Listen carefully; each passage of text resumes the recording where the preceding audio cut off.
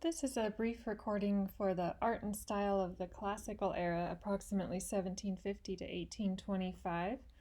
And I like to start this with a great example from our own country, the Capitol building being a great example of classical architecture, and also speaks to why we call it the classical era. It's referring to the ancient times, and that was being resurrected in the ideas and thoughts and discussion that was going on when our own country was founded, and that's reflected here in the architecture. Similarly, here the Thomas Jefferson Memorial, very deliberately in classical style, both in the sense of style that was popular in the late 1700s, but also meaning classical Greek, classical Roman. We have the columns, the white, the very smooth architecture, also the tops of the columns, the steps, things that you might expect to see if you visited Rome, for example. So the word classical has a couple of different meanings.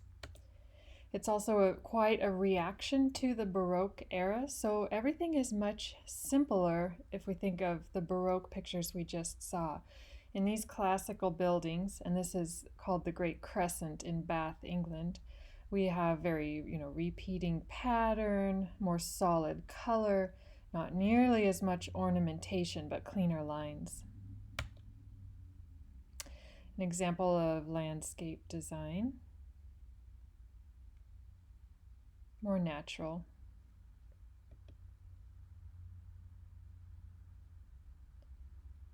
So very orderly, and again, clean lines with the lawn. An example of fashion from the time, and that picture unfortunately is rather small, but you can see that the fashion as well was often recalling the classical Greek or classical Roman times again. So in this case with the long white gown. And then also just noticing that it's simpler, so she doesn't have the fancy headgear, lace, flounces, all of that stuff that was so common in the Baroque times.